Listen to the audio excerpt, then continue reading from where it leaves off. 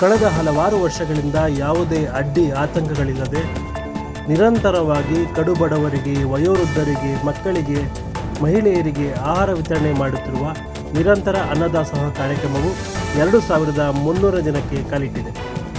ನಿರಂತರ ಅನ್ನದಾಸೋಹ ಸಮಿತಿಯ ವತಿಯಿಂದ ಈ ದಿನವನ್ನು ವಿಶೇಷವಾಗಿ ಆಚರಿಸಲಾಯಿತು. ಕಾರ್ಯಕ್ರಮದಲ್ಲಿ ಸಿನಿಮಾ ನಟರು, ನಟಿಯರು, ನಿರ್ದೇಶಕರು, ಕನ್ನಡ ಪರ ಹೋರಾಟಗಾರರು, ಸ್ಥಳೀಯ ಮುಖಂಡರು ಹಾಜರಿದ್ದರು. ದಾನಿಗಳ ನೆರವಿನಿಂದ ನಿರಂತರವಾಗಿ ಅನ್ನದಾಸೋಹ ನಡೆಸುತ್ತಿರುವ ಮಲ್ಲೇಶ್ ಅವರಿಗೆ ಗೌರವ ಡಾಕ್ಟರೇಟ್ ನೀಡಿ ಗೌರವಿಸಬೇಕು ಎಂದು ಅತಿಥಿಗಳು ಅಭಿಪ್ರಾಯಪಟ್ಟರು. ಮಲ್ಲೇಶಣ್ಣ ಮತ್ತು ತಂಡ ಪರಿಶ್ರಮ ನಾನಂತೂ ಯಾವತ್ತೂ ಎಣಿಸ್ಲಿಕ್ಕೆ ಸಾಧ್ಯ ಇಲ್ಲ. ಒಂದೊತ್ತಿನ ಊಟಕ್ಕೋಸ್ಕರ ಬೇರೆಯವರ ಮನೆ ಮುಂದೆ ಭಿಕ್ಷೆ ಬೇಡಿ ಇನ್ನೊಬ್ಬರ ಹೊಟ್ಟೆಗೆ ಊಟವನ್ನು ಹಾಕುವಂಥ ಒಂದು ಕೈಂಕರ್ಯಕ್ಕೆ ನಾವೆಲ್ಲರೂ ಕೂಡ ಅವರಿಗೆ ಸಲಾಮನ್ನು ಹೇಳಲೇಬೇಕಾಗ್ತದೆ.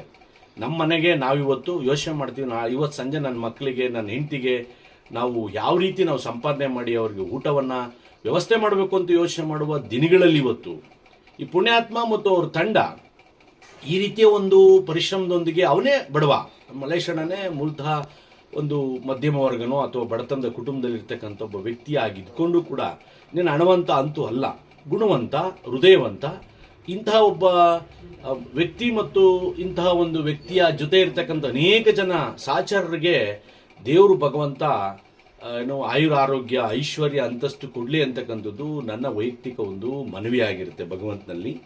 ಜೊತೆಗೆ ಎಲ್ಲರೂ ಕೂಡ ಹುಟ್ತೀವಿ, ಸಾಯ್ತೀವಿ, ಇರುವವರೆಗೂ ಕೂಡ ಒಂದಿಷ್ಟು ಸಾಧನೆಗಳನ್ನು ಮಾಡಬೇಕು. ಇದು ಒಂದು ರೀತಿಯ ಸಾಧನೆ. ಇಂಥ ಮಹನೀಯರಿಗೆ ಡಾಕ್ಟರೇಟ್ ಕೊಡೋದ್ರಲ್ಲಿ ಯಾವ ಆಶ್ಚರ್ಯ ಇದು ಕೂಡ ಇಲ್ಲ.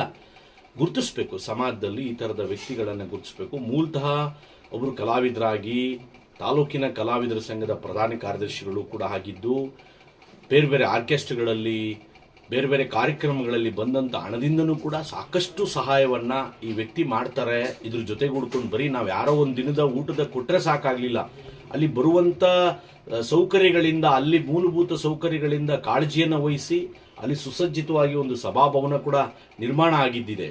ಯಾವಾಗಿಂದ ಅಂತೇಳಿದ್ರೆ ಕರೋನಾ ಬಂದ ನಂತರದ ಹೋರಾಟದ ಹಿನ್ನೆಲೆಯಲ್ಲಿ ಅಲ್ಲಿ ಇವತ್ತು ಒಂದು ಸುಸಜ್ಜಿತವಾದ ಕಟ್ಟಡ ಕೂಡ ಇದೆ. ಅಲ್ಲಿನ ಜನರಿಗೆ ಅನೇಕ ಉಚಿತ ಆರೋಗ್ಯ ಶಿಬಿರಗಳು, ಮತ್ತು ಮಕ್ಕಳಿಗಾಗಿ ಪಠ್ಯಪುಸ್ತಕಗಳು, ಪೆನ್ಗಳು, ಇನ್ನೊಂದು ಮತ್ತೊಂದು ಎಲ್ಲ ರೀತಿಯ ಸಹಕಾರವನ್ನು ಕೊಡ್ತಾ ಬರ್ತಿರ್ತಕ್ಕಂಥ ಗೌರವಾನ್ವಿತ ಮಲ್ಲೇಶಣ್ಣ ಮತ್ತು ಟೀಮ್ಗೆ ಎಲ್ಲರಿಗೂ ಕೂಡ ಒಳ್ಳೆಯದಾಗಲಿ. ಅನ್ನದಾಸೋಹ ನಿರಂತರವಾಗಿ ನಡೀಲಿ. ಇವತ್ತು ಒಂದು ಉತ್ತಮರ ಸಂಘ ಲೇಸಯ್ಯ ಅನ್ನೋ ಹಾಗೆ ಒಂದು ಉತ್ತಮ ಕೆಲಸ ಮಾಡುವಂತವ್ರ ಜೊತೆ ನಾನು ಬಂದಿದ್ದೀನಿ ಅನಿಸ್ತಾ ಇದೆ. ಯಾಕೆ ದುಡ್ಡಿರೋರು 10 ರೂಪಾಯಿ ಖರ್ಚು ಮಾಡೋಕ್ಕೆ ಅಳ್ತಾರೆ, ಮತ್ತೆ ಒಬ್ಬರಿಗೆ ದಾನ ಕೊಡೋಕ್ಕೂ ಅಳ್ತಾರೆ, ಕಷ್ಟ ಅಂದವ್ರಿಗೂ ಸಹಾಯ ಮಾಡಲ್ಲ. ಅಂಥದ್ರಲ್ಲಿ ನಿರಂತರವಾಗಿ 2300 ದಿನನೂ ಅವರು ದಾಸೋಹನ ನಡ್ಸ್ಕೊಂಡ್ ಬಂದಿದ್ದಾರೆ ಮಲ್ಲೇಶಣ್ಣವರು. ಹಾಗೆ ನಮ್ಮ ಸೆಲ್ವಣ್ಣವರು, ನಮ್ಮ ಜೇನುಗೂಡು ಬಳಗ ಅಂತ ಇವರು ಎಂಥ ಹೆಸರಿಟ್ಕೊಂಡು ಇವರು ಮಾಡ್ತಾ ಇದ್ದಾರೆ. ನನಗೆ ಗೊತ್ತೇ ಇಲ್ಲ ಇಲ್ಲಿ ಈ ಥರ ನಡೀತಾ ಇದೆ ಅಂತ. ನಾನು ಮೈಸೂರಲ್ಲಿ ಇರೋದು, ಸಮುದ್ರದ ನೀರಿಗೂ ಬೆಟ್ಟದ ನಲ್ಲಿಕಾಯಿಗೂ ಎತ್ತಣ ಸಂಬಂಧವಯ್ಯ ಅನ್ನೋ ಹಾಗೆ ಎಲ್ಲೋ ಹುಟ್ಟಿ, ಎಲ್ಲೋ ಬೆಳೆದು, ಎಲ್ಲೋ ಬಂದು ಸೇರ್ತೀವಿ. ಯಾರೋ ಅಣ್ಣ ತಮ್ಮದ್ರು ನಮ್ಮನ್ನು ಕರೀತಾರೆ ಅಂದರೆ ಕಲಾವಿದನಿಗೆ ಜಾತಿ ಇಲ್ಲ, ಕಲಾವಿದನಿಗೆ ನೆಲೆ ಇಲ್ಲ. ಕಲಾವಿದನ ಯಾರು ಪ್ರೀತಿಸ್ತಾರೋ ಅವ್ರನ್ನೇ ತಂದೆ ತಾಯಿ ಅಂತ ನಂಬಿ ಬದುಕುವಂಥ ವ್ಯಕ್ತಿತ್ವ ಇರೋರು ನಾವು ಕಲಾವಿದರು. ಅಂಥದ್ರಲ್ಲಿ ಇಂಥ ಅಣ್ಣ ತಮ್ಮದ್ರು ನಮ್ಮನ್ನು ಕರೆದು, ಅಕ್ಕ ಇಲ್ಲಿ ಬನ್ನಿ, ಒಂದು ಉತ್ತಮವಾದ ಕೆಲಸ ನಡೀತಾ ಇದೆ ನೋಡಿ ಅಂತ ನನ್ನನ್ನು ಕರೆದ್ರು. ತುಂಬ ಖುಷಿ ಆಯಿತು. ಎಷ್ಟೋ ಜನ ಬಡವರಿಗೆ ಊಟ, ಬಟ್ಟೆ ಮತ್ತು ಸ್ಯಾರಿಗಳು, ಹೆಣ್ಮಕ್ಳಿಗೆ ಎಲ್ಲಿಂದ ಭಗವಂತ ಕೊಡ್ತಾನೋ ಅದು ನಡೆದಾಡೋ ದೇವರಿದ್ದಂಥ ಈ ಪುಣ್ಯಕ್ಷೇತ್ರ ಸಿದ್ಧಗಂಗಾ ಸ್ವಾಮೀಜಿಯವರು ಸುತ್ತಮುತ್ತ ದಾಸೋಹಗಳು ಎಲ್ಲ ಕಡೆ, ಅದರಲ್ಲೂ ತನಗಿಲ್ಲ ಅಂದ್ರು, ತಾನು ಕಷ್ಟಪಡ್ತಾ ಇದ್ರು ಸಹಿತ ಒಂದು ನೆಲೆ ಇಲ್ಲ ಪಾಪ. ಇಷ್ಟೆಲ್ಲ ಮಾಡೋಂಥ ಇಂಥ ವ್ಯಕ್ತಿತ್ವ ಇರೋರಿಗೆ ಒಂದು ನೆಲೆ ಇಲ್ಲ. ಇಂಥವ್ರಿಗೆ ಸರ್ಕಾರದಿಂದ ಸಪೋರ್ಟ್ ಮಾಡಬೇಕು. ಅದು ಯಾವುದೇ ಸರ್ಕಾರ ಆಗಲಿ, ಸರ್ಕಾರದ ಬಗ್ಗೆ ನಾನು ಏನು ಹೇಳೋಕ್ಕಾಗಲ್ಲ. ಇಂಥವ್ರು ಸರ್ಕಾರಗಳೇ ಬರಬೇಕು. ಇಲ್ಲಿ MLA ಸ್ಥಳೀಕರು ಯಾರಿದ್ದಾರೆ ಅವ್ರು ನಿಂತ್ಕೊಂಡು ಇಂಥ ಉತ್ತಮವಾದ ಕೆಲಸ ಮಾಡ್ತಿದ್ದೀಯಪ್ಪ, ನಾನಿದ್ದೀನಿ, ನಿಂಗೆ ಏನು ಬೇಕಪ್ಪ ಸಪೋರ್ಟ್ ಅಂತ ಹೇಳಿ ಇಲ್ಲಿ MLA ಸ್ಥಳೀಕರು ಯಾರಿದ್ದಾರೆ, ಅದು ಯಾವುದೇ ಪಾರ್ಟಿ ಇರಲಿ, ಪಾರ್ಟಿ ಮುಖ್ಯ ಅಲ್ಲ, ವ್ಯಕ್ತಿಗತವಾಗಿ ಒಬ್ಬ ವ್ಯಕ್ತಿಯಾಗಿ ಬಂದು ನಿಂತು ಇಂಥ ಅಣ್ಣ ತಮ್ಮಂದ್ರ ಜೊತೆ ಅವರು ಕೆಲಸ ಮಾಡಬೇಕು.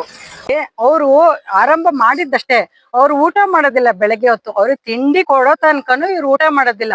ಅವ್ರಿಗೆ ತಿಂಡಿ ಕೊಟ್ಟ ಆದ್ಮೇಲೆ ಊಟ ಮಾಡೋದು. ಎಷ್ಟೋ ಸರಿ ನಾನು ಅವ್ರಿಗೆ ಹೇಳ್ತೀನಿ, ಊಟ ಮಾಡಿ ಸಾ, ನೀವ್ ಚೆನ್ನಾಗಿರಿ ಫಸ್ಟು, ಆಮೇಲೆ ನಂತರ ಎಲ್ಲರನ್ನೂ ನೋಡ್ಬೋದು. ನೀವೇ ಚೆನ್ನಾಗಿಲ್ಲ ಅಂದ್ರೆ, ಆರೋಗ್ಯ ಕೆಟ್ಟೋಯ್ತು ಅಂದ್ರೆ ಯಾರು ನೋಡ್ತಾರೆ ಅಂತ ಕೇಳಿದ್ರೆ, ಇಲ್ಲ ಮೇಡಮ್ ಅವ್ರು ಫಸ್ಟ್ ಊಟ ಮಾಡ್ಲಿ, ಅವ್ರು ಊಟ ಮಾಡಿ ಆಶೀರ್ವಾದ ಮಾಡಿದ್ರೆ ನಾವು ಊಟ ಮಾಡ್ಬೋದು. ನೀವ್ ಹಿಂಗ್ ಹೇಳ್ತೀರಿ, ಅವ್ರ ಅಮ್ಮನ್ ಡೆಡ್ ಬಾಡಿ ಇಲ್ಲೇ ಇದೆ, ಇಲ್ಲೇ ಇದ್ರು ಅವರು ಜನಕ್ಕೆ ಊಟ ಹಾಕಿ ಬರ್ತೇನೆ ಅಂತ ಹೇಳಿ ಹೋಗಿದ್ದಾರೆ. ಯಾರ ಕೈಲಾಗುತ್ತೆ ಸರ್? ನಮ್ ಕೈಲಾಗುತ್ತಾ? ನೀವ್ ಮಾಡ್ತೀರಾ? ಯಾರ ಕೈಯಿಂದನೂ ಆಗಲ್ಲ. ಅವ್ರು ಮಲ್ಕೊಂಡು ಸತ್ತಿದ್ದಾರೆ ತಾಯಿ ಸತ್ತಾಗ ಎಷ್ಟು ಕಷ್ಟ ಆಗುತ್ತೆ, ಎಷ್ಟು ದುಃಖ ಆಗುತ್ತೆ ಗೊತ್ತಲ್ಲ ನಿಮಗೆ.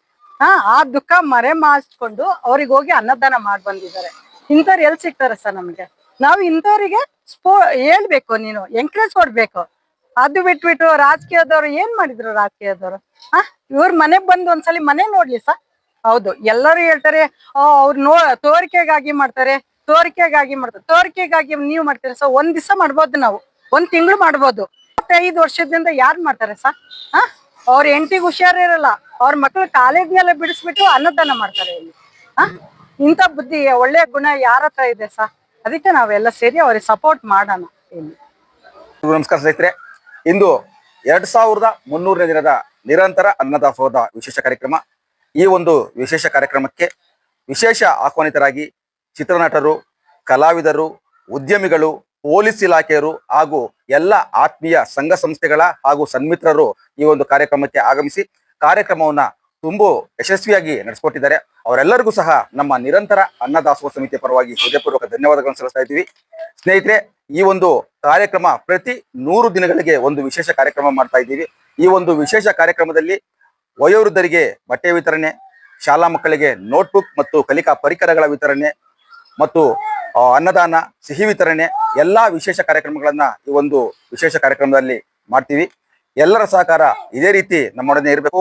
ಈ ಕಾರ್ಯಕ್ರಮಕ್ಕೆ ಯಾರು ನಮ್ಮ ನಿರಂತರ ಅನ್ನದಾಸ ಸಮಿತಿ ಪರವಾಗಿ ಅವರ ಜೊತೆಗೆ ನಿರಂತರವಾಗಿ ಈ ಒಂದು ಕಾರ್ಯಕ್ರಮಕ್ಕೆ ಸಹಾಯ ಹಸ್ತ ನೀಡಿದಾರೋ ಆ ಎಲ್ಲಾ ದಾನಿ ದೇವರುಗಳಿಗೆ ನಮ್ಮ ನಿರಂತರ ಅನ್ನದಾಸೋಹ ಸಮಿತಿಯ 2300ನೇ ದಿನದ ವಿಶೇಷ ಕಾರ್ಯಕ್ರಮದ ವಿಶೇಷ ಅಭಿನಂದನೆಗಳನ್ನ ಸಲ್ಲಿಸ್ತಾ ಇದ್ದೀನಿ. ಅವರೆಲ್ಲರೂ ಹೀಗೆ ಸಮಾಜಮುಖಿಯಾಗಿ ನಮ್ಮ ಒಂದು ಕಾರ್ಯಕ್ರಮಕ್ಕೆ ತೊಡಗಿಸ್ಕೊಂಡು ನಮ್ಮ ಒಂದು ಕಾರ್ಯಕ್ರಮಕ್ಕೆ ಇನ್ನೂ ಹೆಚ್ಚಿನ ಸಹಾಯ ನೀಡಬೇಕು ಅಂತ ಎಲ್ಲ ದಾನಿ ದೇವರುಗಳಲ್ಲಿ ಬೇಡ್ಕೊಂತ ಈ ಒಂದು ಕಾರ್ಯಕ್ರಮಕ್ಕೆ ಸಹಕಾರ ನೀಡಿರ್ತಕ್ಕಂಥ, ಪ್ರತ್ಯಕ್ಷವಾಗಿ ಹಾಗೂ ಪರೋಕ್ಷವಾಗಿ ಸಹಕಾರ ನೀಡಿರ್ತಕ್ಕಂಥ ಎಲ್ಲಾ ದಾನಿ ದೇವರುಗಳಿಗೆ ಹೃದಯಪೂರ್ವಕ ಧನ್ಯವಾದಗಳು. ಎಲ್ಲರಿಗೂ ಒಳ್ಳೆಯದಾಗ್ಲಿ.